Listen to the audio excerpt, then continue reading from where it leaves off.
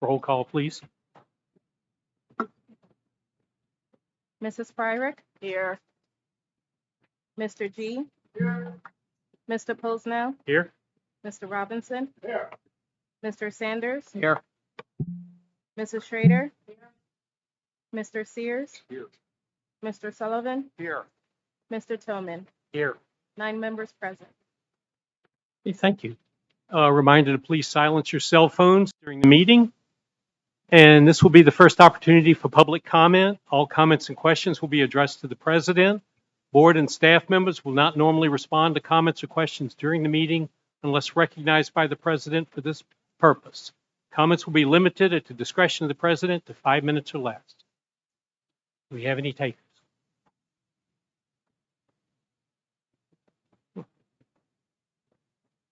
Okay.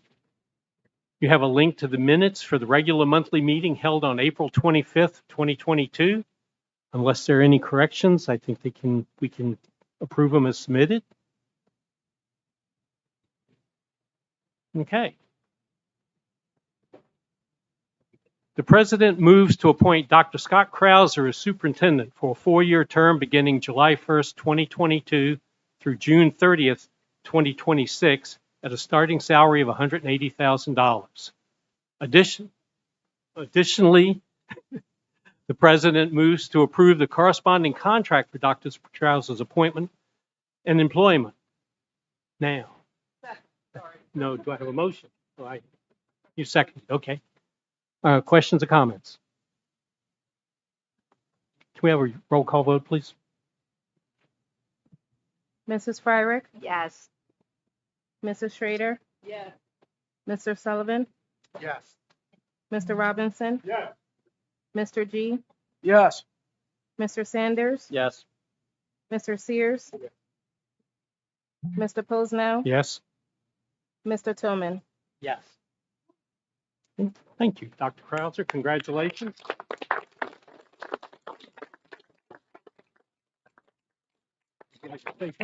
Thank you very much. I certainly welcome this as an opportunity, as an honor and a privilege. So I did take a moment and prepare a few remarks just to kind of express my appreciation. First, I'd like to thank the Board of School Directors for its vote of confidence in me tonight. Additionally, my sincere gratitude goes to my loving wife who joined me this evening and my 3 amazing children. Without their never-ending support, my professional accomplishments would not be possible.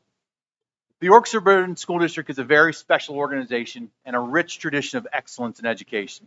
Its equally outstanding culture supports the students and staff as they meet our high expectations through a variety of robust experiences.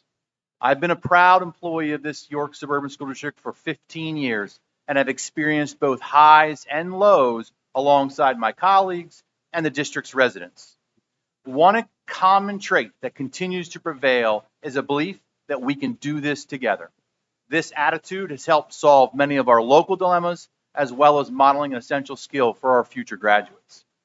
I find the power of collaboration timely, extremely timely, because I firmly believe the state of education is at a critical juncture. This complex and noble profession is in a position for a positive reset.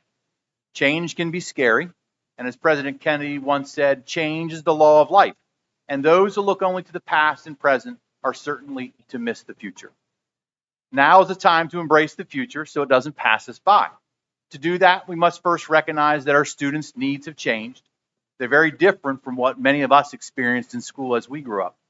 Intentional teamwork among educators, administrators, and community members can be one solution to the challenges that will lay before us.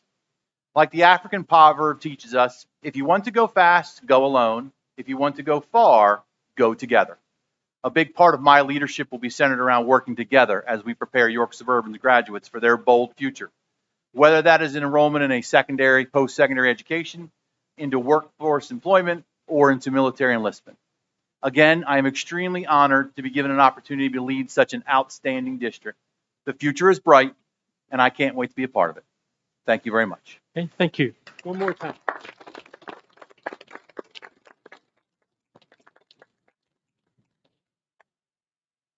And the president recommends that Joel Sears be reappointed treasurer for 1 year, beginning July 1st, 2022, at no compensation.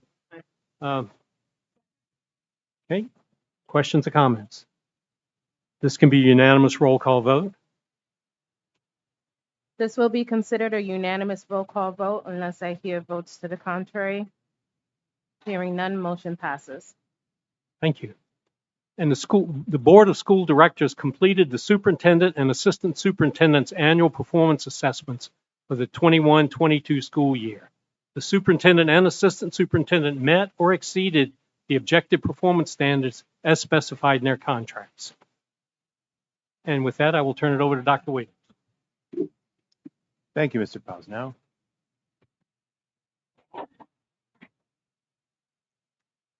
The first item of business tonight, I'll turn over to Dr. Krauser for retirement recognition of retirees. Good evening again, back on the mic. So I did prepare some remarks for this evening, certainly to celebrate and recognize our retirees.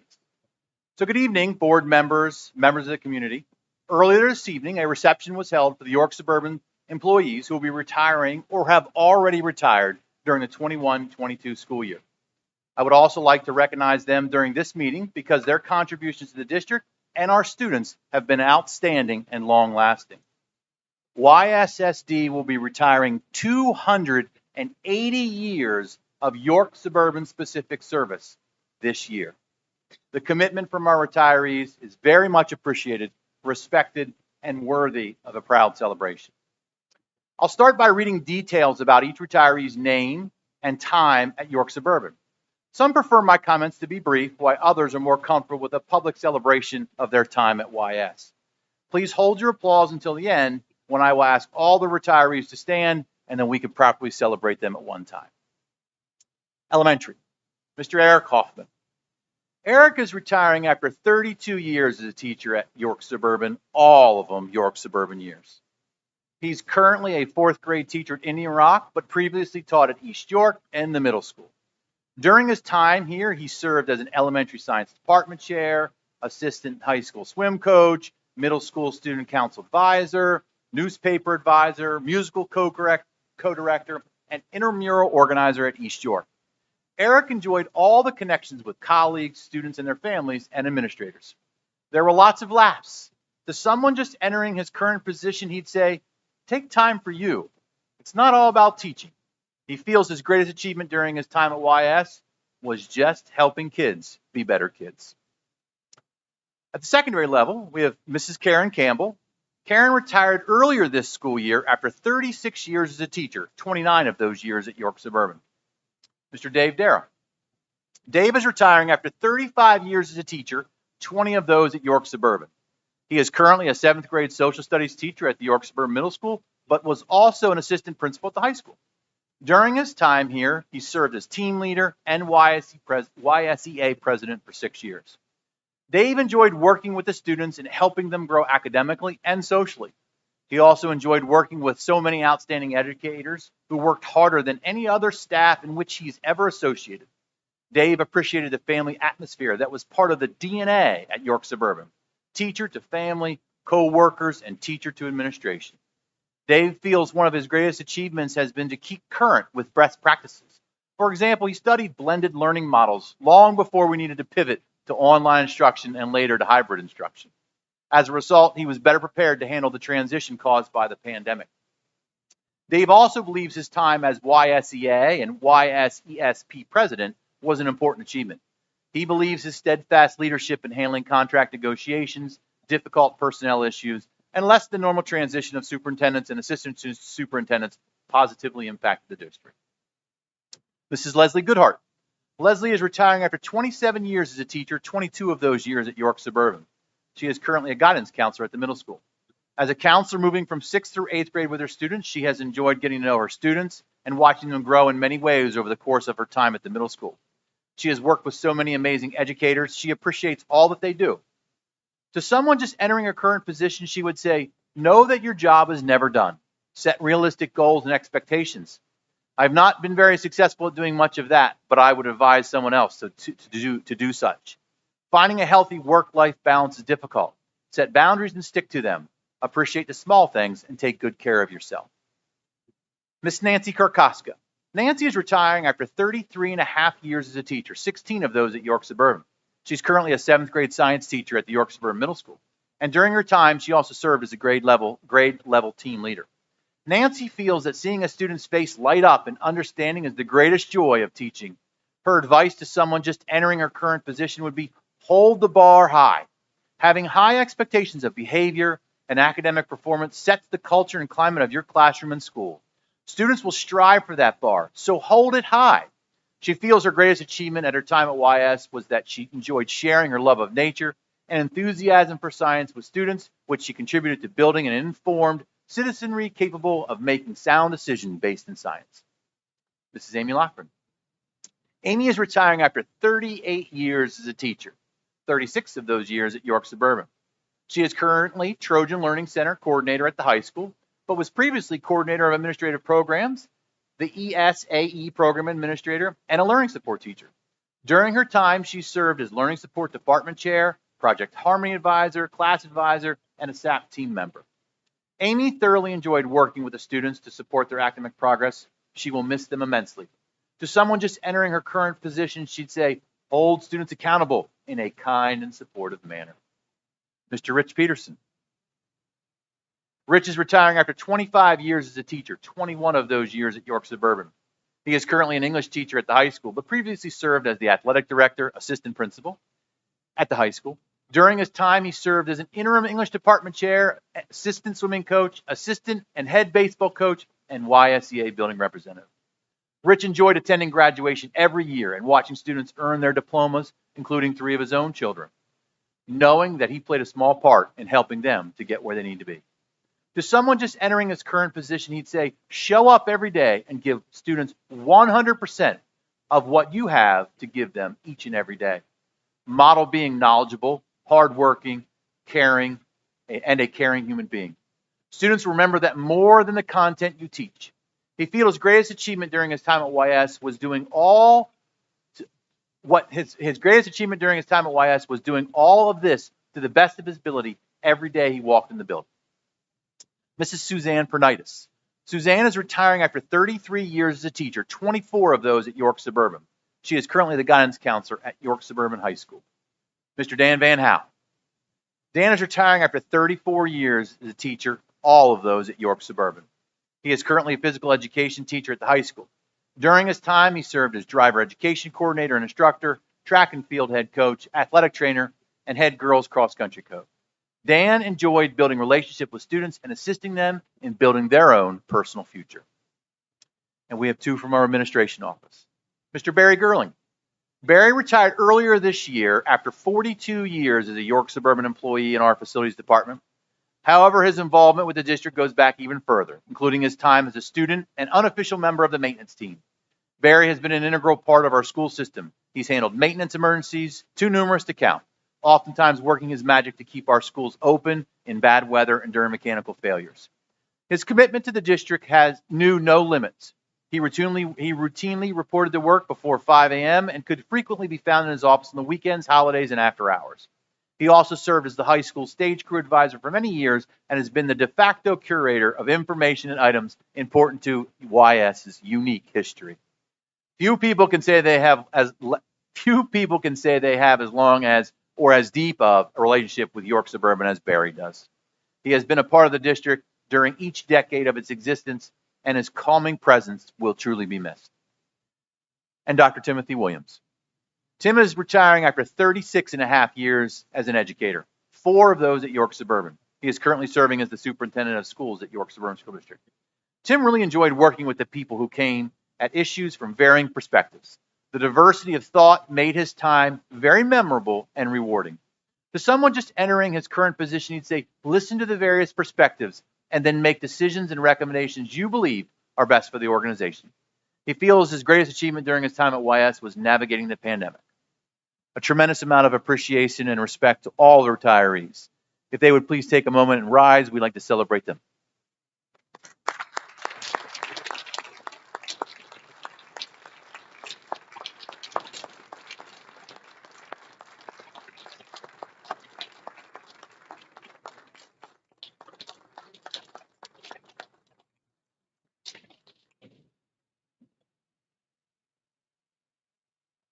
Now, I know this is an exciting evening, and I know we're exciting to listen to, but you don't feel like you have to stay unless you really want to. You're welcome to leave.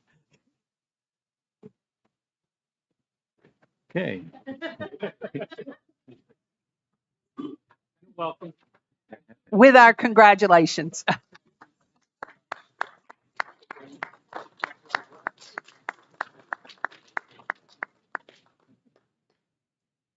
Thank you, Dr. Krauser. Now, tonight we have Mrs. Campbell to give us an update on the special education comprehensive plan, which you shared with you earlier, and she has a presentation to go along with it. I was sure everyone was going to stay for my presentation, but they didn't. So Dr. Krauser did send an updated PowerPoint as well as the updated plan, made a few minor adjustments since Dr. Williams sent that out last week.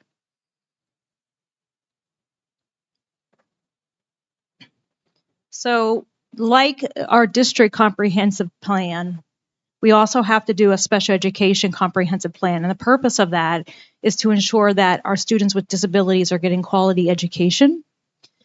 And that's just not students within our district, but also students that are accessing education outside of our district in non-public placements or in other school districts. We do have to review and revise this plan every 3 years.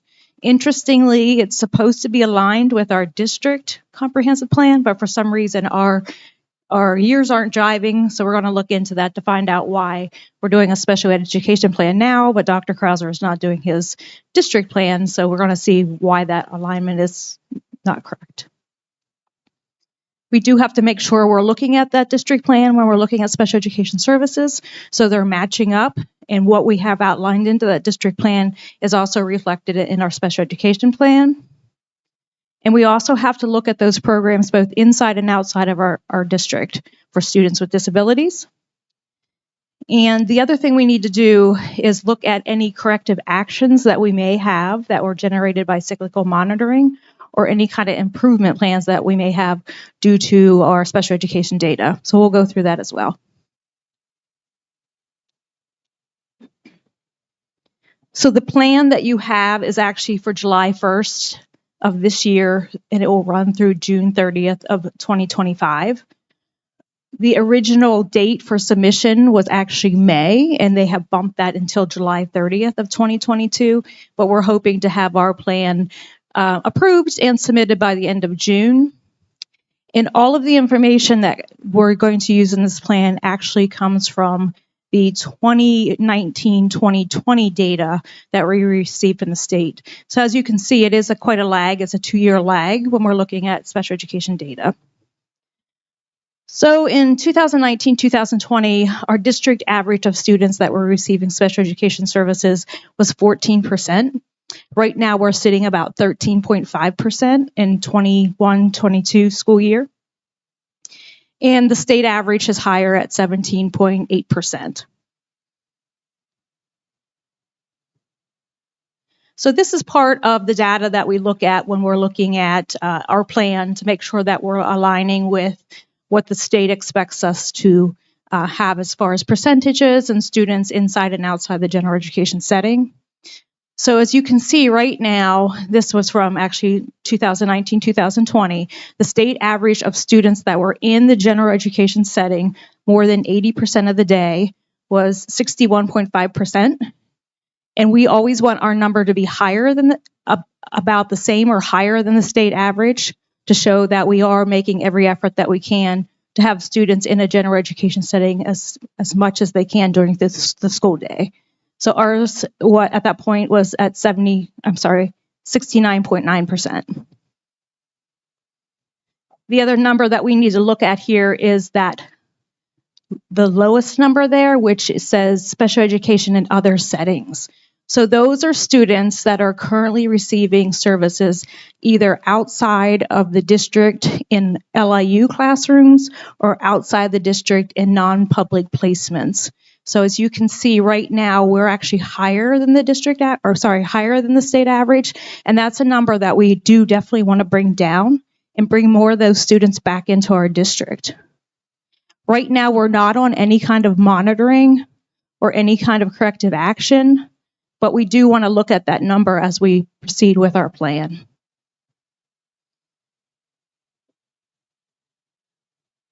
So like I previously said, in 2019-2020, we had 69.9% of our students were in the general education setting 80% or more of the day, and we had 5.9% of our students that were receiving their education in other placements other than our district. What I can tell you, in the last 2 years, especially this year, we've seen an increase of numbers of students who are requiring a more restrictive placement. So students that are not able to make adequate progress in a general education setting, or students that have behaviors or different aspects of their education cannot be met in our district. So we are looking at more students being placed at High Roads, more students being placed outside of our district. Currently, we have 49 students from our district that are placed in outside placements, including LIU placements, High Roads. We have a few kids at New Story for autism. We have some students at High Roads of Southern New York for autism. So that's a number that we do want to bring down throughout this 3-year process.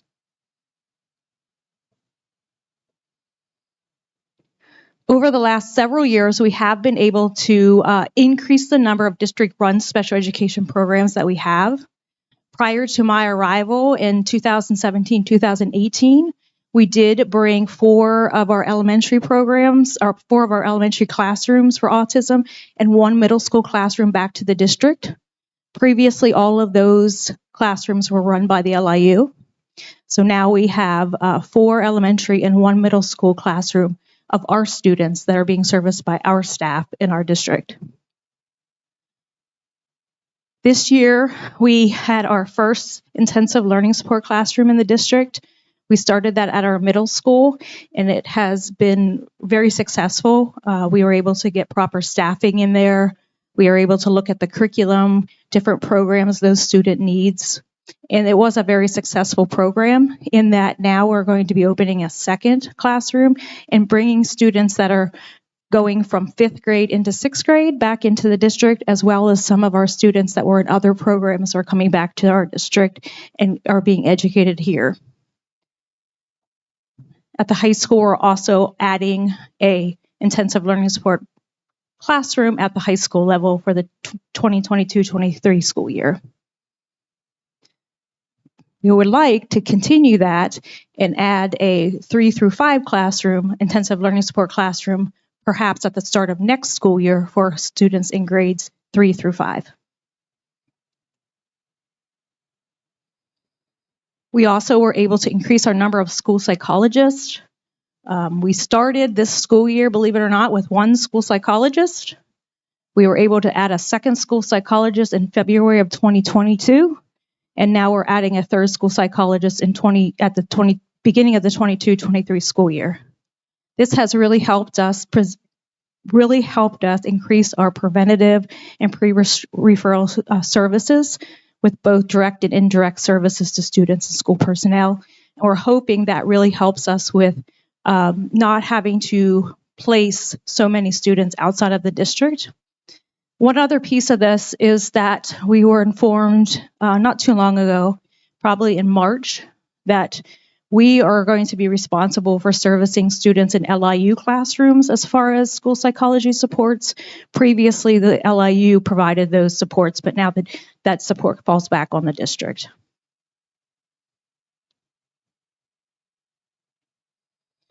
So when we're looking at our performance or our comprehensive plan, we're really looking at different factors that the state performance plan has indicated that we must monitor and fall into compliance with. For school age, we have 11 indicators that we must monitor our data for and submit that annually to the state. If any of these items are found what they call out of compliance, then we have to develop an improvement plan, and then it also needs to be included in our comprehensive plan. These are the 11 different indicators. And I did provide a link there if you want to go in and learn about any of those indicators. There's more information there. I'm happy to say that there's only one of the 11 that we are currently being monitored on. And this is something that we knew ahead of time that it's something we've been working on this school year. And we're actually looking at really boosting up the services for next school year as well. And that's indicator 13. So indicator 13 talks about services for students that are transitioning from high school into the workforce, or high school into college, or high school into independent living. And what the state found was that some of our services are not to the level that they would like for these types of students, mostly those students who require more of career exploration and need assistance on transition skills in order to have job skills and to be more successful in the community.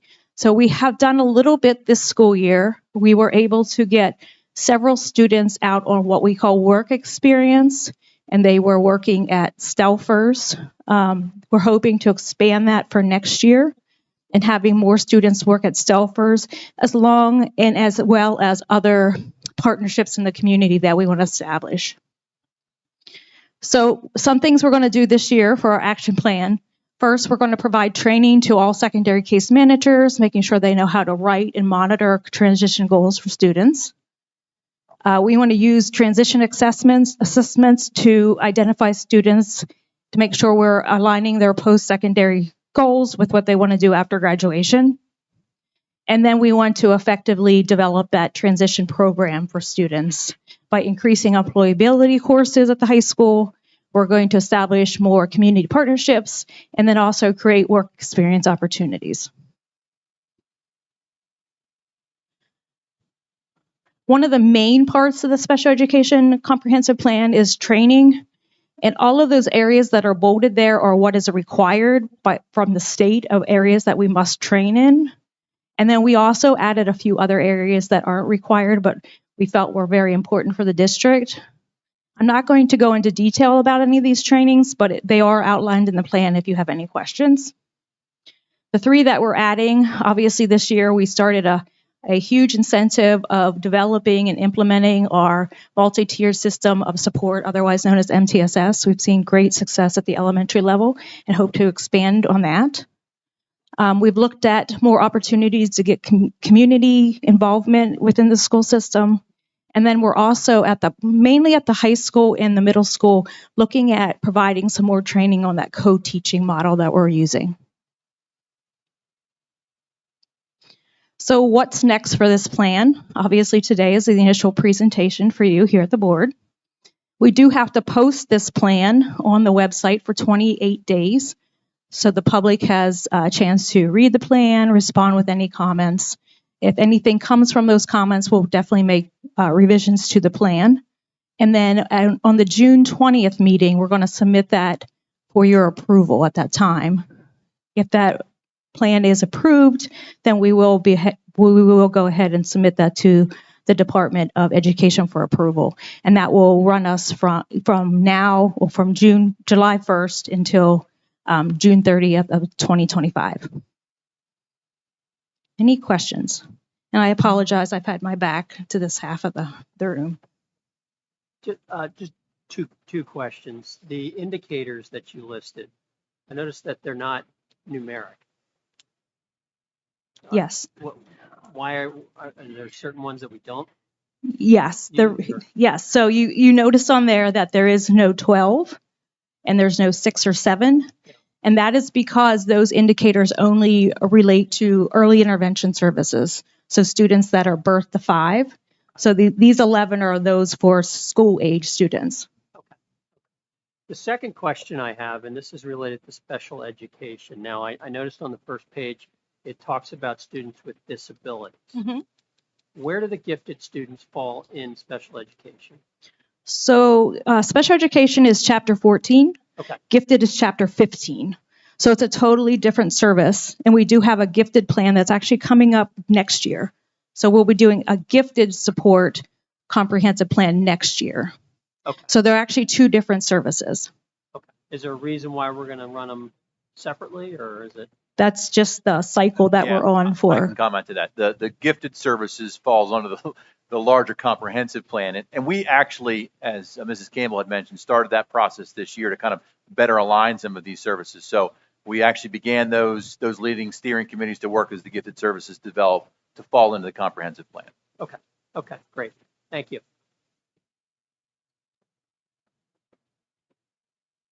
Thank you. Thank you, Mrs. Campbell. Okay, administrative reports tonight. We'll start with Dr. Gully. Good evening, everyone. Tonight, I plan to share just a recap of a recent event that we had at Indian Rock.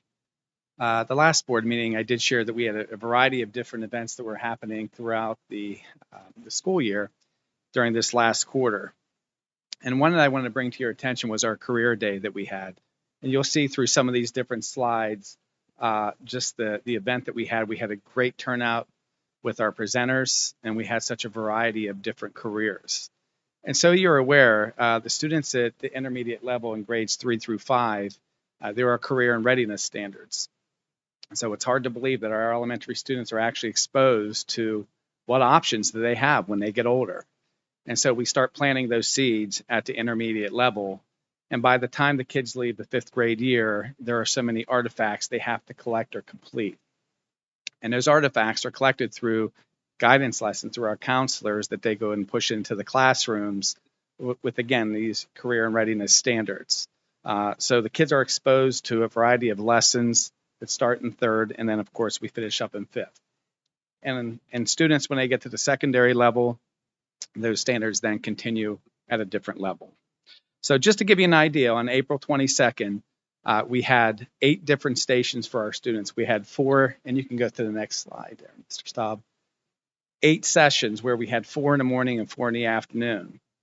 So it was a 30-minute rotation that we had, but kids got to go and complete by class a variety of different listen presenters. And you'll see we had white collar, blue collar, we had military, we had trades, and just workforce that kind of just reviewed and took pride in the jobs that they had. And this was anonymous.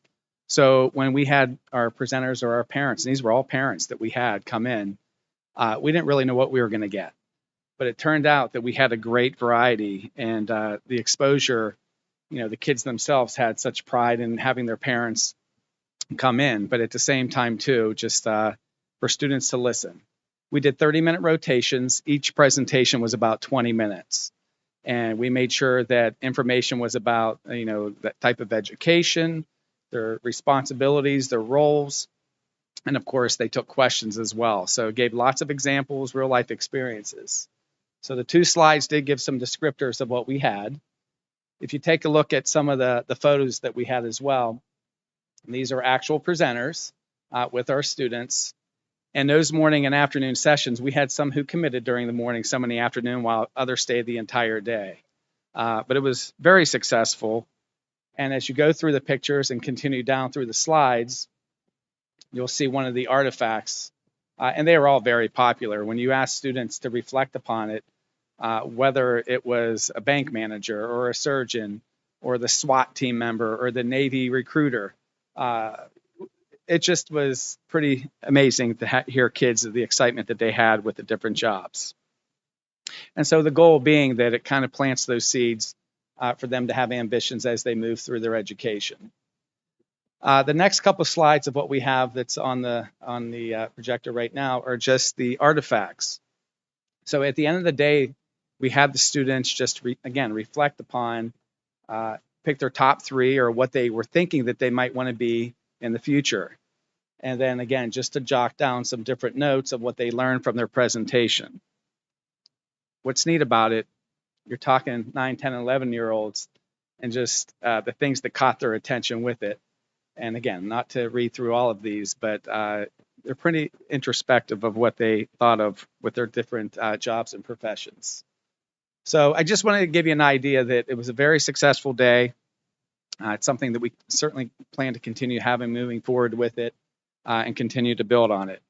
I know with East York, they have Oh, the Places You'll Go. So it's the same type of exposure of what we have at the intermediate level and continue to build on it each and every year. So any thoughts, comments, or questions about Career Day 2022? All right. Thank you, Dr. Gully. Okay, thank you. And Dr. Ellis.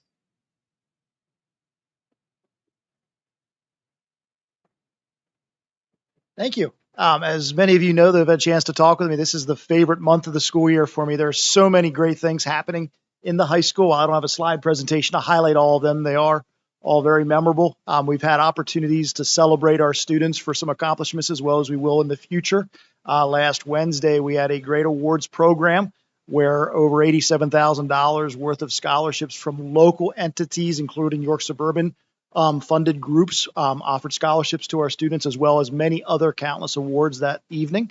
That's going to be in addition to all the scholarships that our students earn in other entities outside of the York community, as well as from their schools and universities.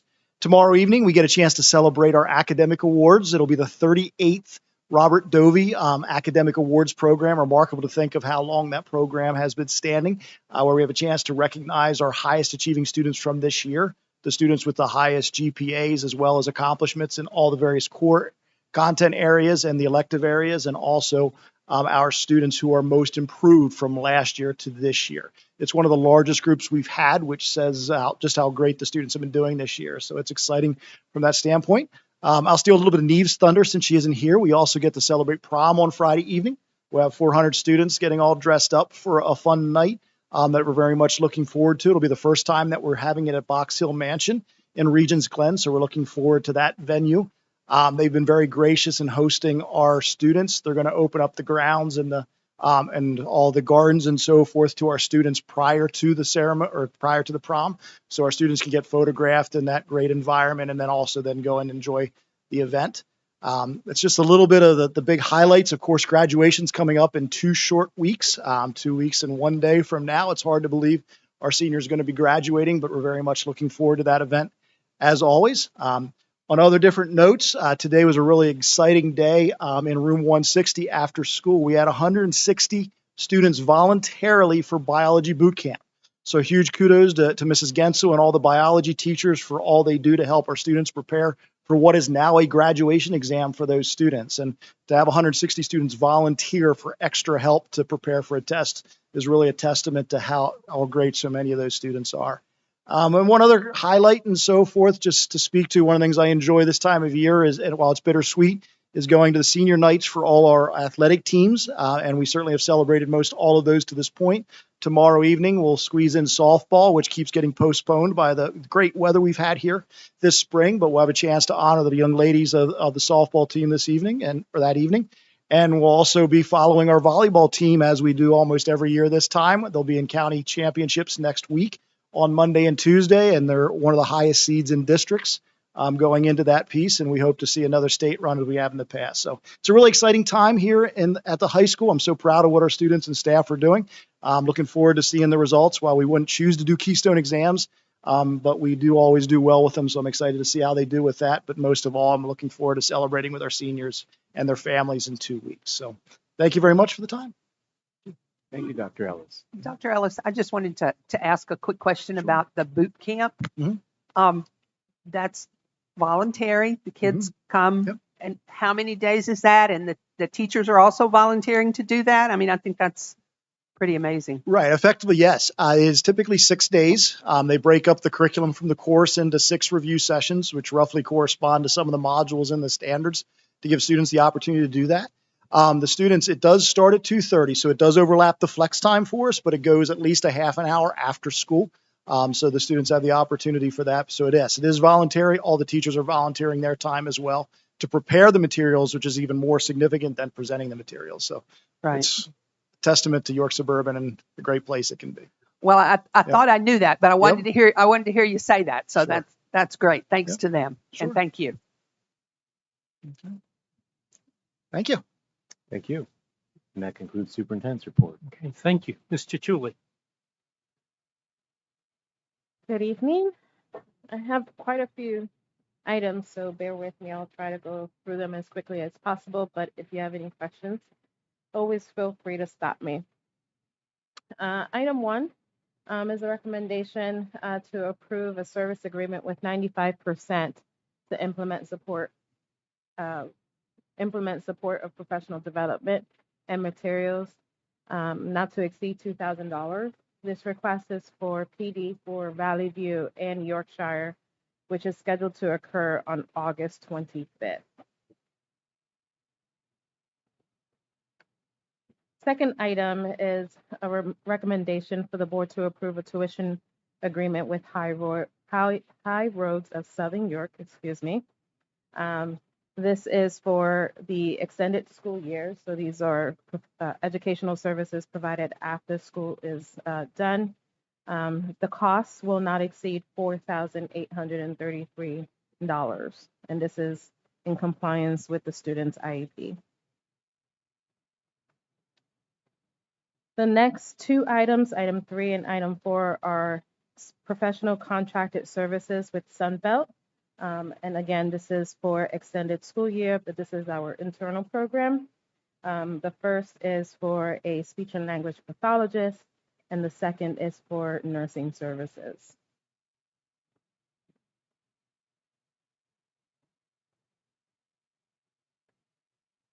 Item 5 is a recommendation from the administration to approve the assistant business manager as an alternate delegate for the York County Tax Collection Committee, which is the York Adams Tax Bureau, in accordance with Act 32.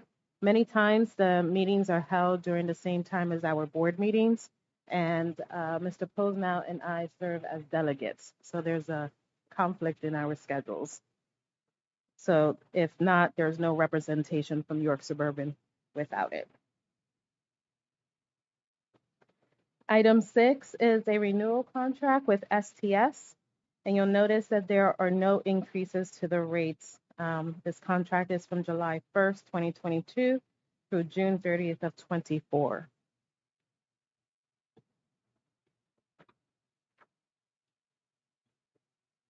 Item 7 is a participation agreement. This allows for our students to participate in the meal program at York County School of Technology for the 22-23 school year. Item number 8, there is a correction made to this agenda item.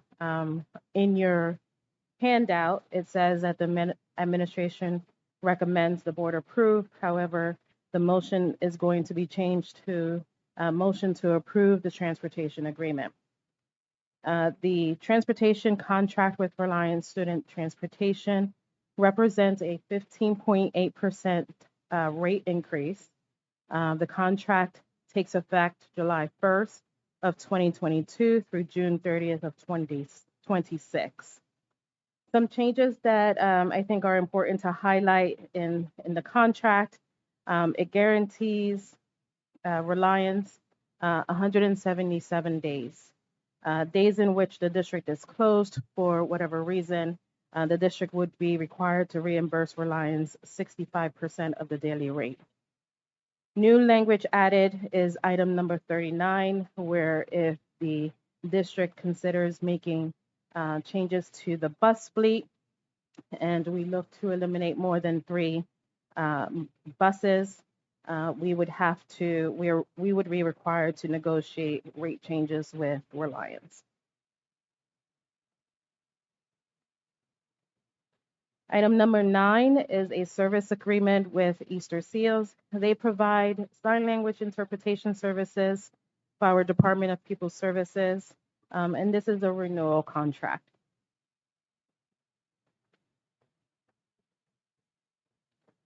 Item number 10 is a recommendation for the board to approve the 22-23 service agreement with Sunbelt Laser Works for speech and language pathologists at a rate of $75 at 7 hours per day.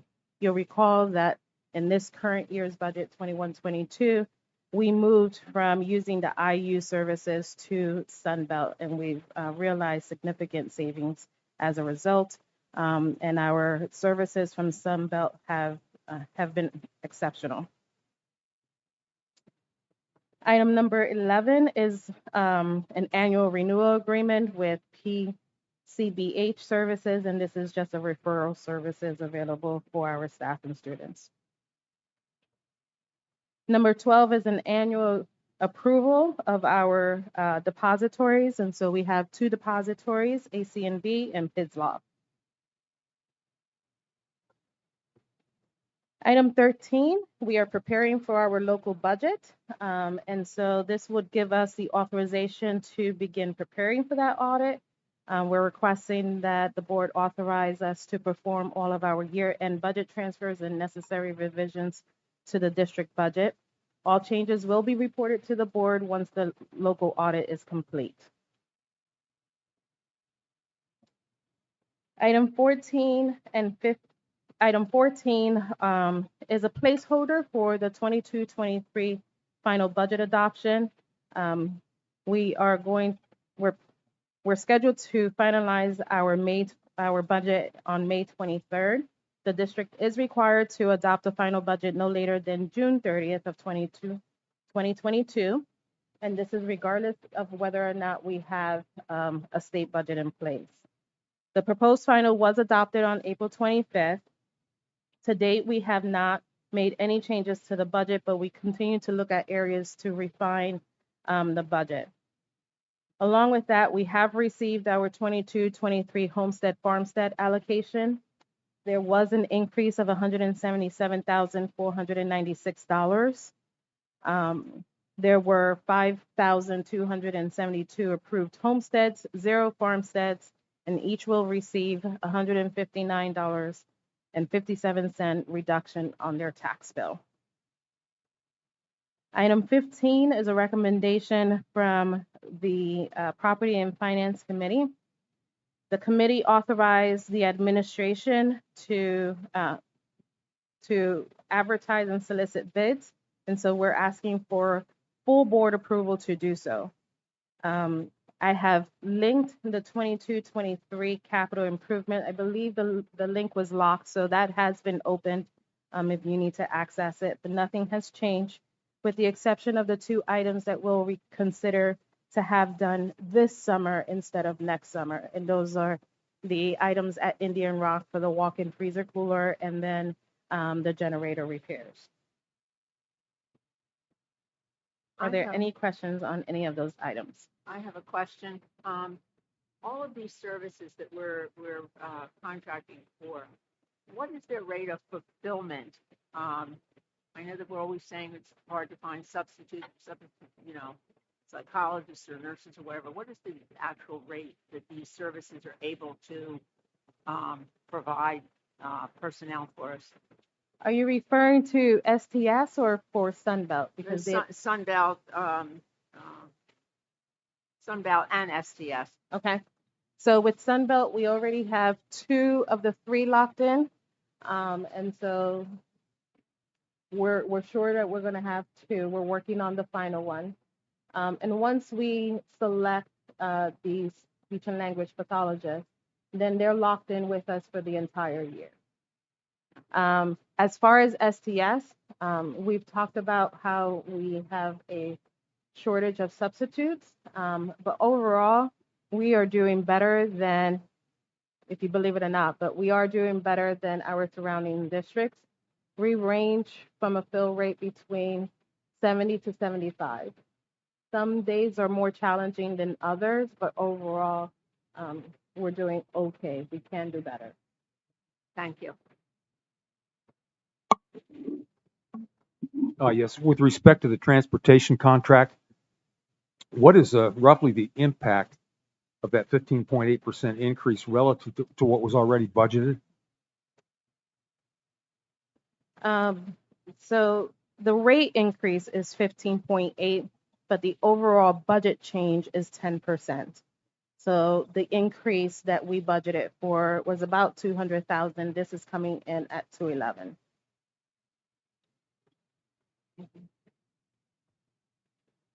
I also had a question about the transportation contract.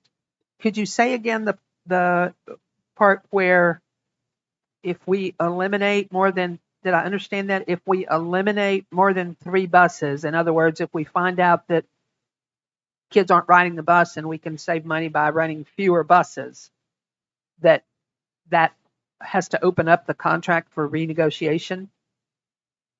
So what you said? Do I understand? Yes. So the language states, and I'll just pull it up so I don't misstate it.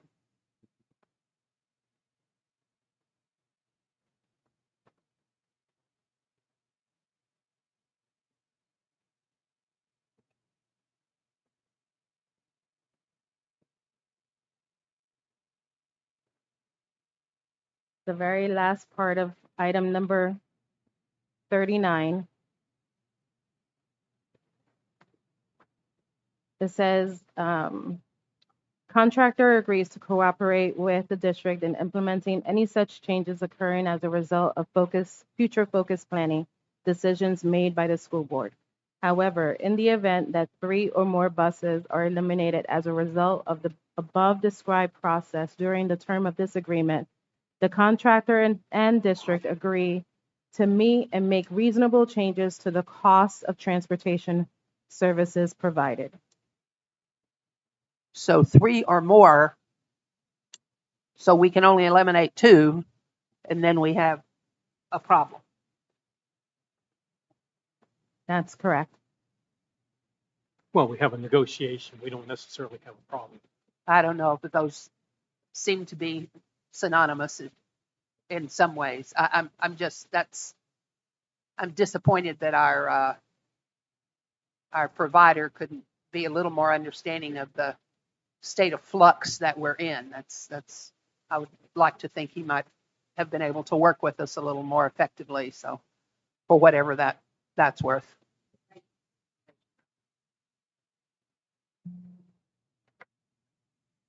Remind me again, Kathy, in the transportation contract, the current provider, we had a second bid. How far off was the second bid from the first bid?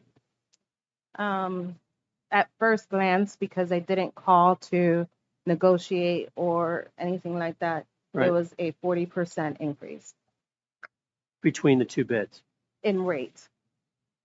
So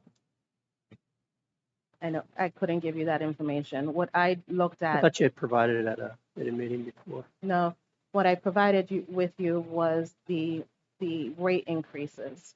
So the rate increase that Christ Transportation proposed in their budget was a 40% 40. increase from the And current. our current partner or current vendor, however you want to refer to it, what's the increase we're getting?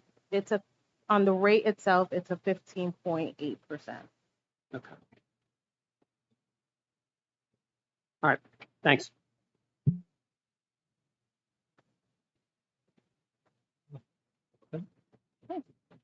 That concludes that portion of the business office report, and I just have one last item, and that is the year-to-date budget. I provided you with just a handout of the items. It just gives you a narrative to the information that I'm going to provide. The first page is a narrative. The second is that what you see on the screen, and then a summary of revenues and expenditures are to follow. So overall, we continue to perform according to what we've budgeted.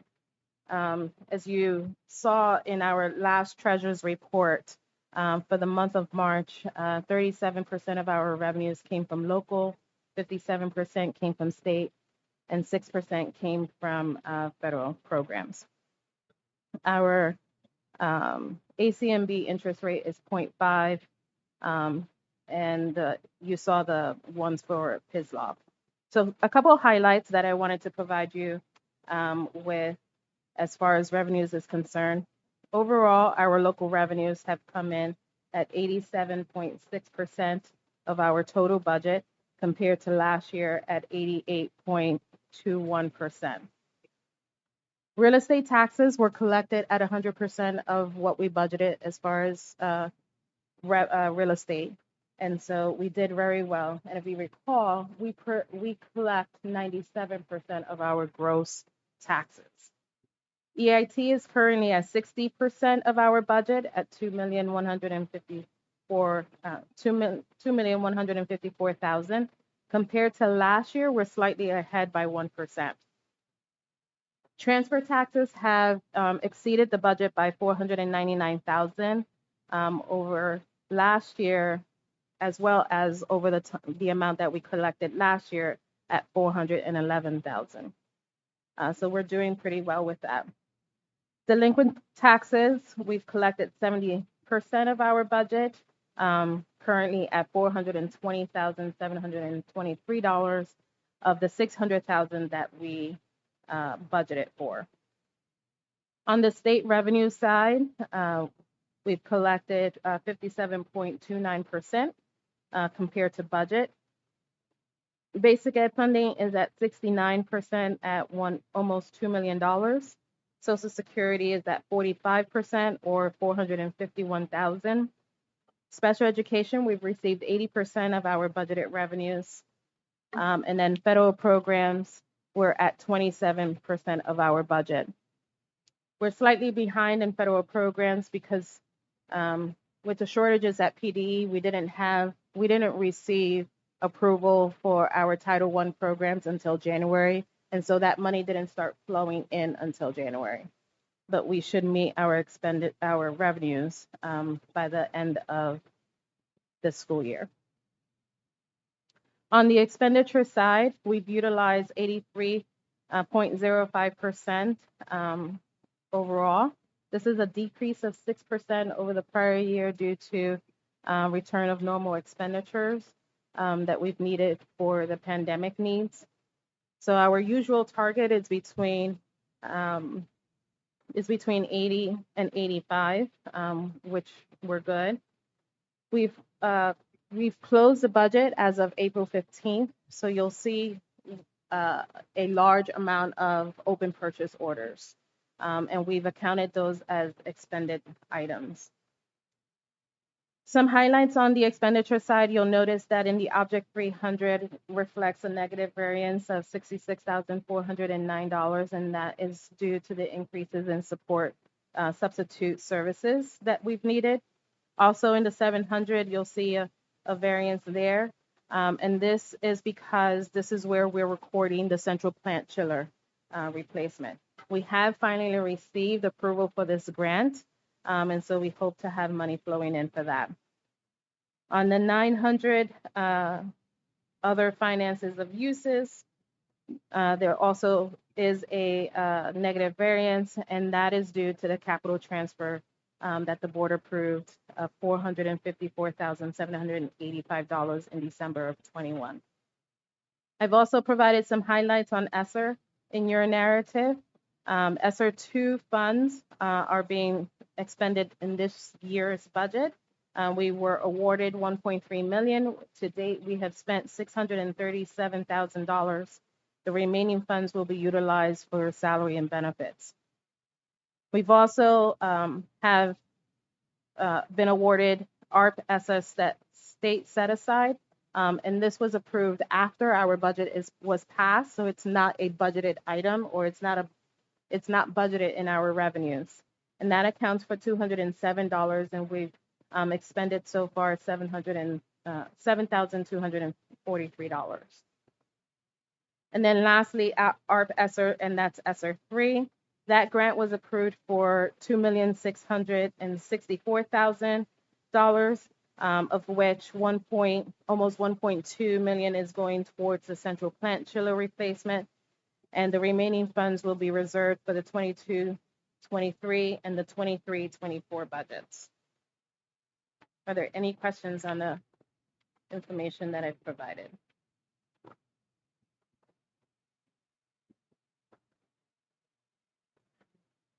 Okay. Okay, I guess Ms. Casey's not here, so. Mr. Robinson, Personnel Committee. Thank you, Mr. Posnell.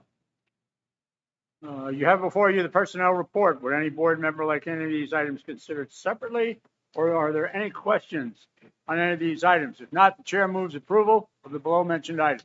Yeah, I I have a question on this. So do we need a second first? Can we or- get a second? Second. Thank you. A5, can you explain what we're paying mentors and mentees both?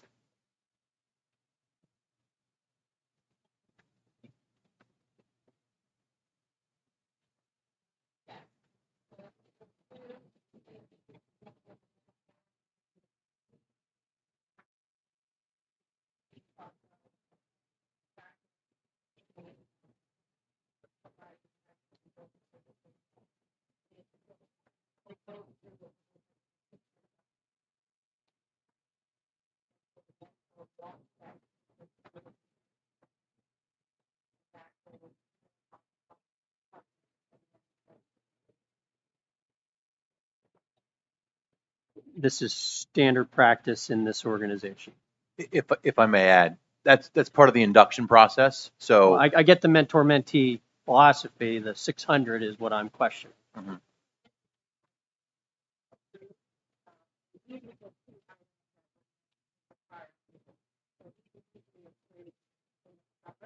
Right?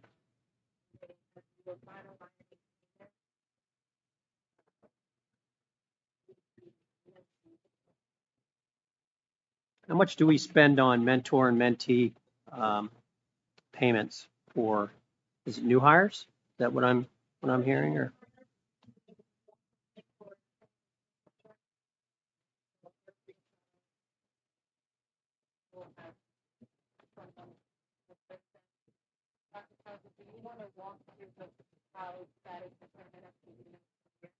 Correct. Twofold.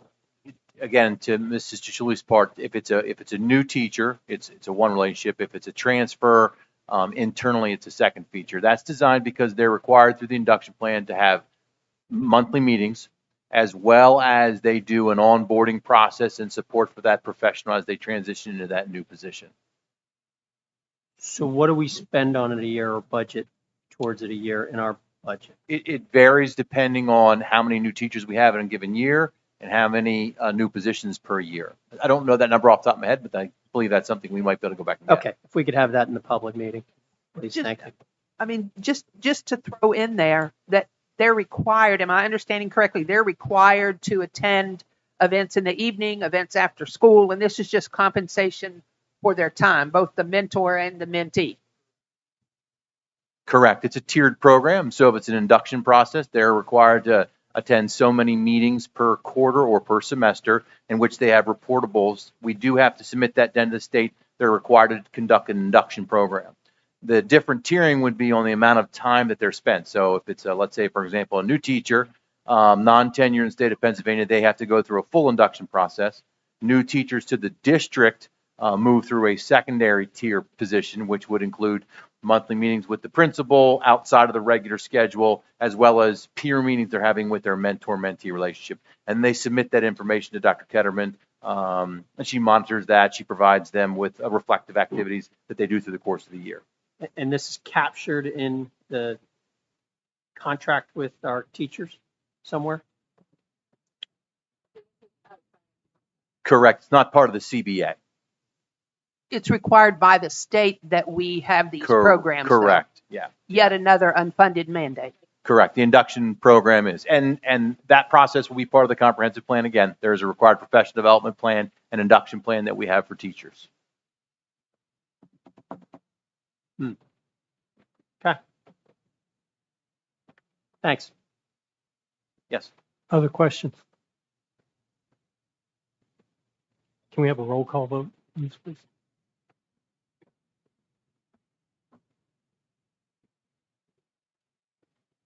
Mr. Sullivan, Yes. Mrs. Fryrick, Yes. Mr. Tillman, Yes. Mr. Sears, Yes. Mr. Robinson, Yes. Mr. Sanders, Yes. Mr. Posnell, Yes. Mr. G, Yes. Mrs. Schrader, Yes. 9 members. Thank you.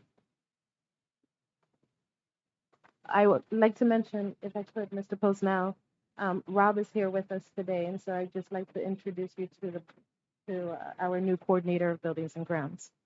Welcome. If there are no other questions, that concludes my report. Thank you. Mr. Sears, Property and Finance. Thank you, Mr. Posnell. Property and Finance Committee met on Monday, May 2nd, 5 o'clock. Members present were Mrs. Fryrick, Mr. Toman, and Mr. Sears.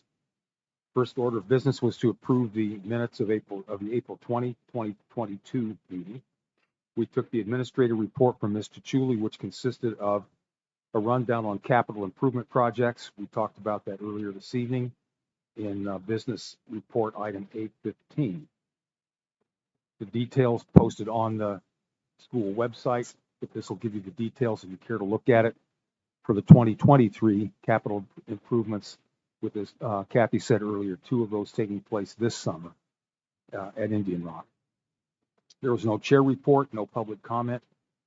Next meeting is Monday, August 15th, 5 p.m. in the boardroom, and a meeting adjourned at 5:40 p.m. Thank you. Legislative update, Mr. Robinson. Thank you, Mr. Posnell. As you know, the Advocacy Day event was held on April 25th. 4 members of the Suburban School Board attended. And apparently, the legislature found this such a grueling experience that they gave themselves a 4-week break. Even though the House and the Senate are not in session, it would be churlish not to acknowledge efforts of legislators who helped to pass HB 2169 in the House. This bill is aimed at diverting as much as $170 million from public schools in the form of vouchers, with virtually no accountability as to how these funds will be used. In all likelihood, this bill will pass the Senate. It will probably be vetoed by the governor. In other news, Representative Ortete is introducing House Bill 2468 to transition school safety and security grants to improve mental health services available for students. Even though the legislature will probably be involved in this process, there is room for guarded optimism. If there are no questions, that concludes my report. Thank you. Ms. Frye, Lincoln Intermediate Unit. Yes, thank you. You have before you the highlights from the May 3rd, 2022 LIU board meeting. It's always good to take a look at those. They have hired a new business manager. Brent Kessler will come on board sometime this summer, replacing Tim Stanton. There is no report from the LIU JOA. And continuing York Adams Academy report, our graduation, is scheduled for June 1st at 7 p.m. at the York Learning Center. And anybody interested, please let me know, and I'll see that you get the appropriate information. And that concludes my reports. Okay, thank you. York Adams Tax Bureau. New York County School of Technology, Ms. Schrader. Yes, thank you. I have just a question, a rhetorical question for my colleagues here on the board. Did you know that the York County School of Technology is Pennsylvania's largest full-time comprehensive career and technical education high school? I bet you didn't know that, but now you do. And I would also like to share that we were very fortunate to reach an agreement with Mr. Scott Rogers, who will be taking over as the new director at the School of Technology. As you may remember, Dr. Thomas has announced his retirement this summer, and Mr. Rogers has been the assistant director at Tech since 2009. I would just share a couple of things about him. We're very happy to have him. He holds the specific certification that's required, which is, I'm going to call it a rare certification. At least it's one that's really hard to find. Just not many of these certificates are earned each year in Pennsylvania. It's called the Director of Career and Technology Education certificate. And this is an entirely different course of study, different certificate than the superintendent's letter of eligibility. So a superintendent, like we've just hired Dr. Krauser to replace Dr. Williams, but neither of these two would hold, by virtue of being a superintendent the necessary certification to be a director at a school of technology in the Commonwealth of Pennsylvania. So I guess my goal tonight was just a little bit of education and celebration in that we no longer have a vacancy for our director. So unless there are questions, that would conclude my report. Okay, thank you. And I would like to take this time to thank all of you that have sat with us tonight. There is a link here to upcoming events as well as the board and meeting and committee schedule. And this will be the last opportunity for public comment. Hearing none, we can be adjourned. Thank you.